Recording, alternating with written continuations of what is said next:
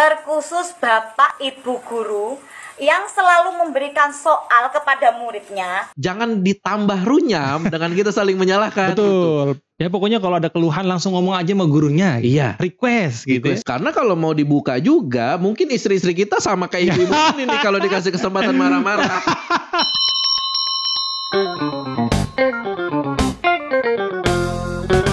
Hai Mas Guru dan Mbak Guru di rumah, apa kabarnya nih? Luar biasa dong pastinya. Ketemu lagi dan kami di sini ada Mas Mahendra Eka Saputra dan tentunya ada Mas Angga Liberty Pratama di Guru Kreatif, tempat nongkrongnya guru-guru inovatif.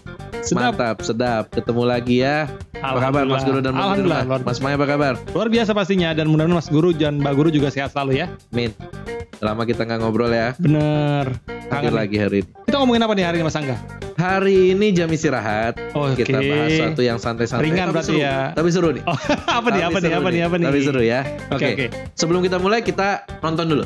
Ya. Wih, langsung live. Kita nonton ya. Video reaction. Mas Guru dan Mbak Guru, saksikan video ini ya. Siap. Terkhusus Bapak Ibu guru yang selalu memberikan soal kepada muridnya tanpa memberikan tutor atau memberikan tutor melalui video YouTube. Pak, Bu, nggak semua anak ngerti kalau dijelaskan melalui YouTube. Terus jenengan bisa jawab, terus apa gunanya orang tua di rumah? Pak, Bu, orang tua itu ndak semua orang tua itu ngerti, ndak semua orang tua itu bisa. Makanya anak di sekolah no, beno anak ngerti ya. Alangkah baiknya kalau memberikan soal pada anak jangan melalui YouTube, nggih. Jenengan bikin video sendiri, nggih. Dijelaskan, Anda nutor, kemudian video Anda di-share ke grup. Nah, jadi anak luweh ngerti. Jangan Anda memberikan soal tanpa memberikan tutor atau menjelaskan caranya, terutama pelajaran matematika. Sakno lho, Bu, Pak. Nah, itu dia. Seru ya? Kayaknya saya pernah nonton di video ini. Pernah lihat ya? Viral ini juga kayaknya. Menunjukkan bahwa keadaan kita nggak baik-baik aja nih. Jangan-jangan. Kalau mak-mak udah marah-marah, ya. Efeknya juga bawa-bawa. Kalau mak-mak udah marah-marah, itu tanda-tanda bahwa negara kita atau keadaan saat ini sedang tidak baik nih. Saja, bener, ya. bener. Terlepas dari pro dan kontra, apa yang dikeluhkan oleh ibu yang viral tadi, ya. Tapi ini menandakan ada sesuatu yang mengkhawatirkan, Mas May. Betul, ada keresahan di masyarakat. Betul, terutama di orang tua. Betul. Apakah 100% itu benar atau bisa kita terima? Oke. Belum tentu. Betul. Kita coba bahas satu-satu ya, oke. Ya. Jadi Mas Guru dan Mbak Guru, hari ini kita coba bahas nih ya, keluhan yang muncul yang sempat viral dari seorang orang tua murid gitu ya. Dia kesulitan dengan program pembelajaran online yang dilakukan oleh guru anaknya. Betul, gitu ya. Walaupun mungkin nggak semua seperti itu gitu ya. Mungkin ada beberapa yang udah clear. Betul, gitu ya. betul. Nah, kita coba bahas satu persatu dari kalimat-kalimat yang diutarakan oleh si ibu ini ya. Kita lihat satu-satunya. Kita bedah. Kita bedah dan tujuannya adalah biar kita bisa setidaknya memberikan referensi, memberikan juga edukasi, dan semoga bisa jadi solusi. Baik untuk Mas Guru dan Mbak Guru selaku pengajarnya, termasuk orang tua sebagai guru di rumah dan yang mendapatkan tambahan tanggung jawab nih selama pandemi ini, tugas tambahan gitu ya selama pandemi dan selama pembelajaran online. Oke, kita putar ulang videonya ya, kita putar ulang. Dan dari reaksi ini kita bukan ingin menyalahkan salah satu pihak gitu ya. Nggak, kita nggak ingin membela guru ataupun kita membela orang ibu tua. Ini enggak, kita coba mencarikan solusi terbaik.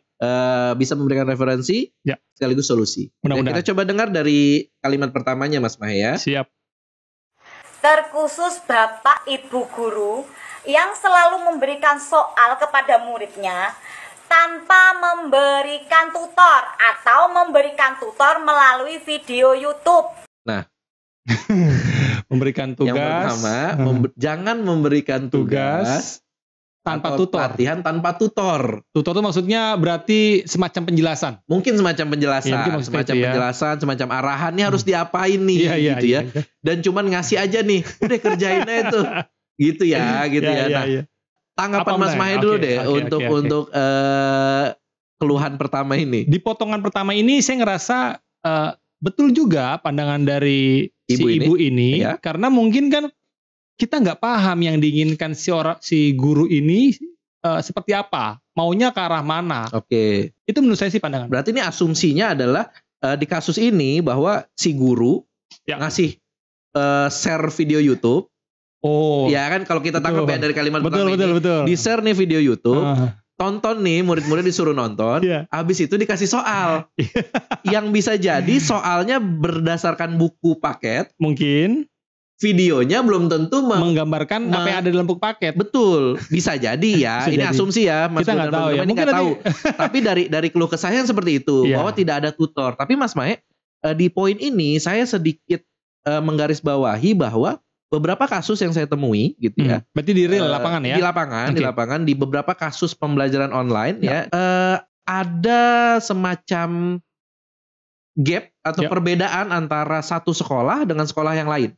Pasti. Ya, guru yang satu dengan guru yang lain. Betul. Contoh, sekitar 1 jam atau 2 jam, si muridnya cuma menyalin apa yang tertulis di buku paket, dan setelahnya menjawab soal latihan yang ada di halaman berikutnya gitu. Waduh, itu rezim lama tuh kayaknya. Nah, ada, tapi di lapangan ada. Oh iya, masih berjalan. Masih ada yang seperti itu. Walaupun juga ada yang gurunya sampai niat dengan membuat sebuah video sendiri gitu misalkan, ataupun menginvestasikan waktu untuk membuat sisi sinkronus, maksudnya dengan Zoom, Google Meet dan sebagainya gitu ya, untuk menyampaikan atau yang tadi ibu-ibu tadi bilang tutor gitu ya, menyampaikan penjelasannya gitu. Maunya nih gimana nih, dijelaskan dulu materinya, baru dikasih soal gitu. Jadi memang di sini ada ini ya Mas Maya, kita nggak bisa juga menyalahkan guru 100%.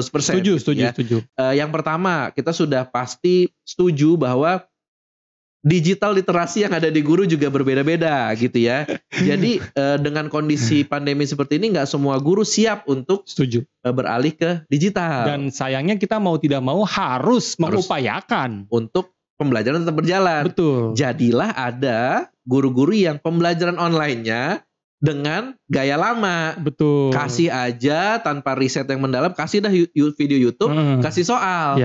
Di situ yang jadi gap yang mungkin bisa membuat keresahan. Orang tua ini jadi stres karena anaknya juga stres. Disuruh jawab soal nggak ada jawaban. Nggak ada jawabannya. Bukan nggak ada jawabannya, informasi jawabannya belum dikasih. Iya. Ada maksud gitu. yang masih belum tersampaikan. Betul. Dan kalau saya pernah menemukan di lapangan, salah satu cara yang mungkin menurut saya efektif adalah nggak usah perlu dikasih video YouTube justru Mas Mahe. Terus gimana? Kasih tugas, cari informasi mengenai apa. Dia suruh belajar sendiri. Misal kompetensinya adalah tentang jelaskan tentang siklus hujan misalkan. Tugas aja. Disuruh cari sendiri. Silakan cari di YouTube. Ya. Bagaimana siklus hujan. Ya. Nanti tugasnya adalah coba tuliskan rangkumannya. Berarti videonya pun bisa berbeda-beda ya? Bisa berbeda-beda. Oke. Dan itu kan tidak membuat stres jadi Mas Maya. Kompetensinya sama. Dan masing-masing bisa dari hasil video yang mereka tonton, yang penting mereka bisa merangkum sendiri. Betul. Dan mereka bisa menyimpulkan, dan jangan-jangan setelah dia menonton itu, mereka benar-benar bisa mendengar dan menyimpulkan sendiri. Dan akhirnya bisa ceritain ke gurunya melalui Google Meet atau Zoom tadi. Betul. Jadi yang dikeluhkan sama ibu tadi adalah ini videonya apa, soalnya apa gitu loh. Jangan-jangan. Iya, jangan-jangan seperti itu kan yang kita tangkap kan. Jadi mungkin untuk beberapa kasus lebih bagus gurunya tidak usah terpaku dengan wah kita harus kasih media pembelajaran, belum tentu. Iya. Karena di era seperti sekarang justru mungkin anak-anak lebih jago nyari informasi Mas Mai. Suruh dia browsing, suruh dia mencari sendiri, dan itu sejalan dengan teori konstruktivisme.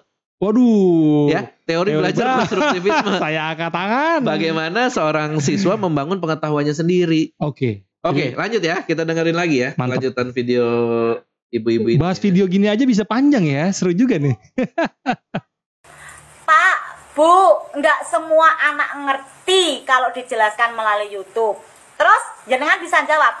Terus apa gunanya orang tua di rumah? Pak, Bu, orang tua itu ndak semua orang tua itu ngerti, ndak semua orang tua itu bisa. Makanya anak di sekolah beno anak ngerti ya. Nah, apa gunanya orang tua di rumah? Kata guru kan. Iya. Itu tugas guru. Kata orang tuanya, Bu, kerjaan saya juga bukan cuma itu. Saya kan udah bayar nih sekolah gitu ya. Belum lagi saya punya warung, harus ngurusin dagangan. ya keadaan kita nggak baik gitu ya Mas Maya. Memang keadaan sekarang nggak ideal untuk semua pihak gitu ya. Nggak cuma guru sama orang tua, semua hal ini nggak ideal gitu. Bahkan siswa juga tertekan. Bahkan siswa yang paling kasihan sebenarnya. Iya. Jadi kalau misalkan ada orang tua bilang, enak banget ya sekolah ya, bayar terus tapi nggak sekolah. Mohon maaf Bapak Ibu, justru mungkin ya, ini yang saya ketahui, yang kami rasakan gitu ya. Justru guru itu stres kalau ngajarnya online dengan sedikitnya kemampuan memastikan nih siswa paham atau tidak. Betul banget. Itu beban Bapak Ibu ya.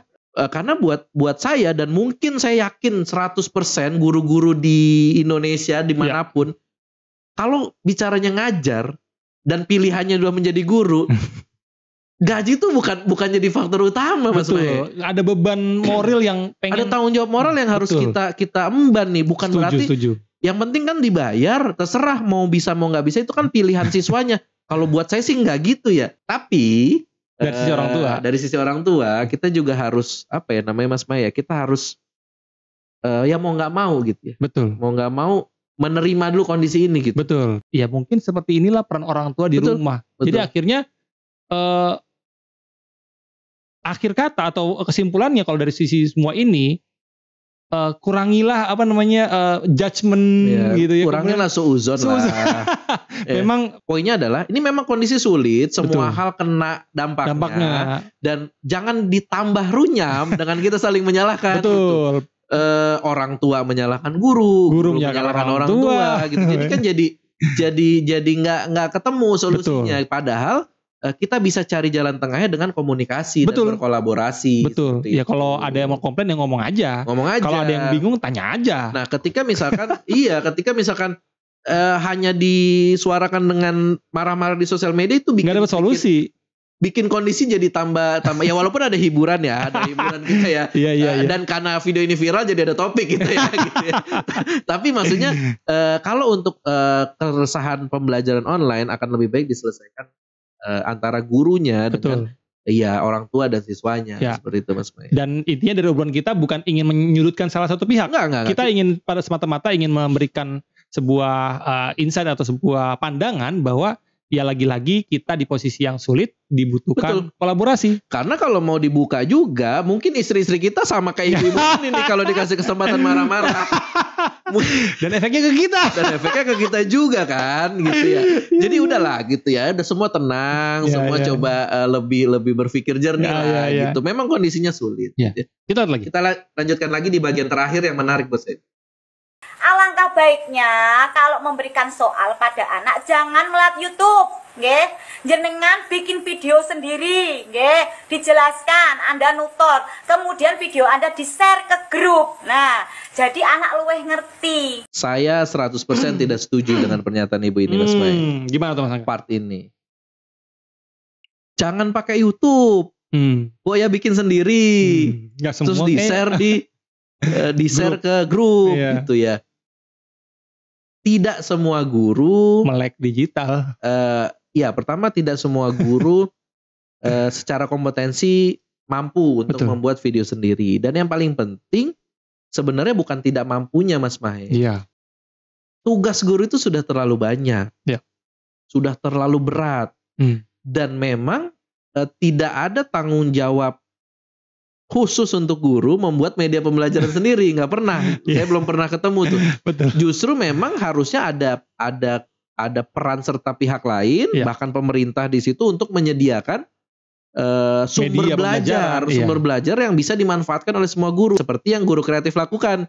Kita buat konten yang namanya bahan ajar dengan harapan guru-guru nanti nggak usah mikir lagi bikin, tinggal download pakai, bahkan share aja langsung, nggak masalah, gratis, kita nggak minta royalti sama sekali gitu ya.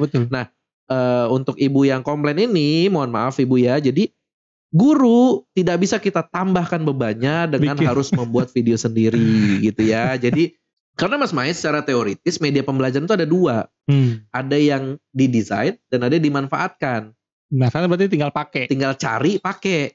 Dan itu sah-sah saja itu untuk sah-sah aja, dan memang bukan tugas guru kok untuk memproduksi media pembelajaran gitu ya. Jadi kalau semua orang tua nyuruh guru bikin video sendiri semua, ya kasihan gurunya. Kecuali guru yang memang punya passion, punya ketertarikan, seperti Mas Angga yang kemarin yang bikin media tentang matematika, misalkan. Ya itu Mas Angga yang satu lagi ya? Iya, bukan Mas Angga yang ini, Mas Angga yang lebih keren itu ya.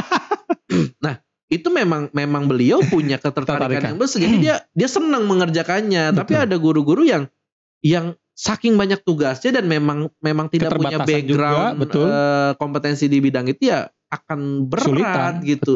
Gajinya nggak naik-naik, nggak ditambah-tambahin, sama ibu yang komplain disuruh bikin video lagi gitu ya.